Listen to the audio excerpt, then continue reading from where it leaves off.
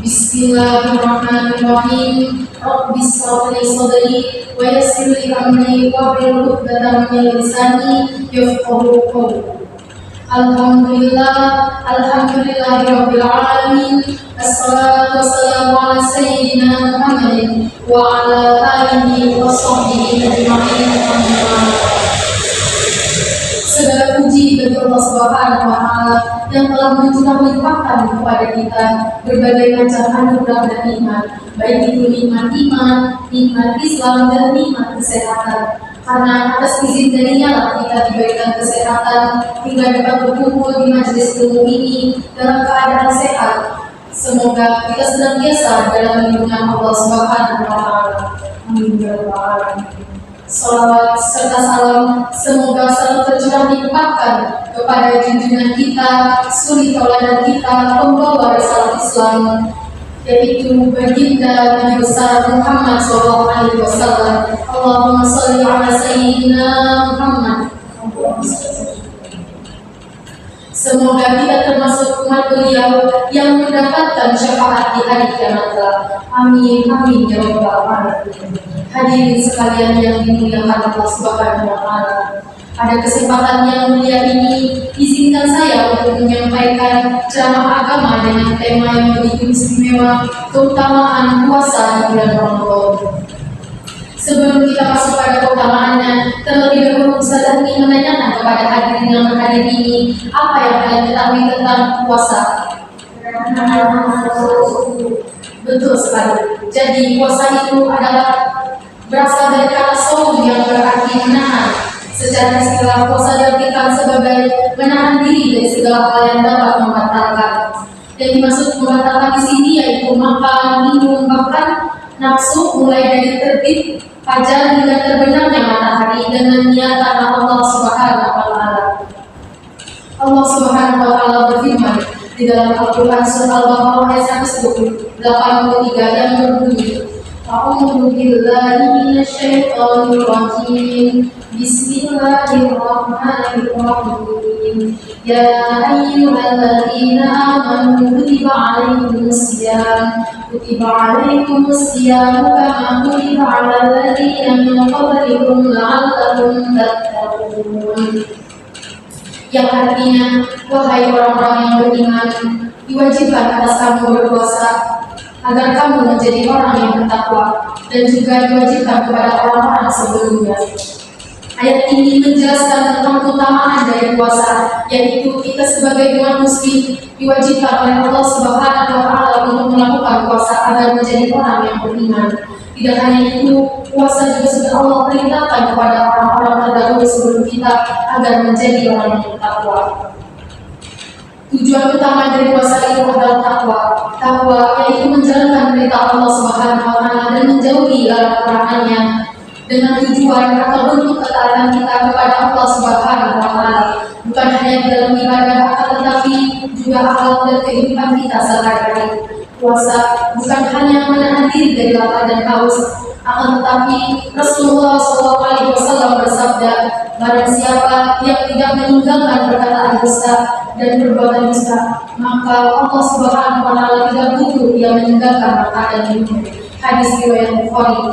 Artinya, puasa yang sejati itu adalah puasa yang bukan hanya menahan diri dari makan dan minum, akan tetapi juga mampu menahan diri dari perkataan buruk, dusta, riba, fitnah, dan lain sebagainya yang merupakan perilaku atau perbuatan yang tidak disukai oleh Allah Subhanahu wa Ta'ala. Hadirin yang dirahmati oleh Allah Subhanahu wa Ta'ala, puasa memiliki banyak sekali keutamaan. Di antaranya, yang pertama, puasa itu adalah tameng dari neraka.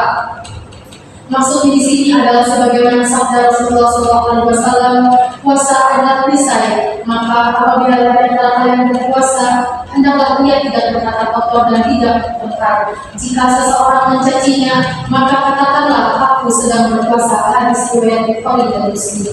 Hadis tersebut menjelaskan keutamaan dari puasa, sebagaimana Allah meninggikan derajat orang-orang yang melaksanakan puasa. Yang kedua, puasa itu adalah menghapus dosa. Barang siapa yang berpuasa pada bulan Ramadan dengan penuh keimanan dan mengharap pahala dari Allah Subhanahu wa Ta'ala, maka akan Allah ampuni dosanya yang telah lalu. Selanjutnya puasa adalah pembuka pintu surga. Pastinya hadir di sini ingin ada masuk surga. Maka dari itu penting untuk kita menjalankan puasa tidak hanya di bulan Ramadan, tetapi di bulan-bulan ataupun hari-hari lainnya seperti puasa sunnah. Sebagaimana hadis Allah Subhanahu wa Ta'ala yang mengatakan ada satu pintu surga yang hanya bisa dimasuki oleh orang-orang yang rajin berpuasa, yaitu pintu perayaan. Semoga kita semua yang berada di sini menjadi salah satu orang yang dapat masuk ke dalam pintu surga tersebut. Amin. Selanjutnya Allah Subhanahu wa Ta'ala menjelaskan di dalam hadis qudsi, setiap amal baik anak Adam adalah untuknya kecuali puasa. Sesungguhnya puasa itu untukmu dan akulah yang akan membalasnya. Lalu bagaimana kita bisa mengatakan bahwa puasa kita ini benar-benar bermakna dan dapat diterima oleh Allah Subhanahu wa Ta'ala? Nah, ada beberapa langkah yang perlu kita perhatikan. Yang pertama yaitu niat yang tulus. Kita niatkan puasa itu karena Allah Subhanahu wa Ta'ala, karena ingin mendapatkan syafaat darinya, bukan karena diet, bukan karena ikut-ikutan, dan bukan karena tradisi yang ada. Selanjutnya itu menjaga lisan. Nah, puasa itu bukan hanya menahan diri dari lapar dan haus, tetapi bagaimana kita sebagai umat Islam ini dapat menjaga lisan kita dari perkataan yang kotor, tidak mencaci orang lain, tidak membicarakan orang lain, dan tidak menyakiti perasaan orang lain. Selanjutnya yaitu menjaga pandangan. Pandangan yang dimaksud di sini adalah pandangan yang melihat hal-hal yang haram, hal-hal yang dapat memunculkan nafsu kita itu menjadi rusak. Hal tersebut dapat menjadikan ibadah yang kita jalani ini sia-sia saja. Selanjutnya yaitu menjaga hati. Nah, sebagai orang muslim yang baik, pastinya ketika melaksanakan puasa alangkah lebih baiknya kita menjaga hati kita ini dari iri, dengki, dan sombong. Dan hanya itu hati juga perlu dijaga dari niat yang buruk. Selanjutnya yaitu mengisi waktu dengan kebaikan. Kebaikan yang dimaksud seperti itu sangat banyak sekali, contohnya seperti kita membaca Al-Quran, bersedekah, berzikir, dan membantu sesama, karena itu bisa mendekatkan diri kita kepada Allah Subhanahu wa Ta'ala. Hadirin yang dirahmati oleh Allah Subhanahu wa Ta'ala, puasa utamaannya tidak hanya mendidik kita secara spiritual, akan tetapi puasa juga dapat mendidik kita secara sosial, yang mana dengan kita berpuasa kita bisa merasakan bagaimana orang-orang di sekitar kita yang tidak makan dan tidak minum, sehingga hati kita ini menjadi lebih peka terhadap penderitaan orang lain. Inilah yang menjadi alasan agar kita bisa berbagi kepada sesama kita, terutama di bulan Ramadan yang penuh keberkahan. Di dalam hadis disebutkan bahwasanya Rasulullah SAW adalah orang yang paling dermawan, dan kedermawannya itu terletak pada saat bulan puasa Ramadan. Marilah kita meneladani sikap beliau. Jangan sampai puasa yang kita jalani ini hanyalah senantiasa untuk kita menahan dari lapar dan haus, akan tetapi bulan puasa itu dijadikan sebagai bulan yang penuh dengan keberkahan, bulan untuk kita memperbaiki diri, memperbanyak amal soleh, dan meningkatkan ibadah kita kepada Allah Subhanahu wa Ta'ala.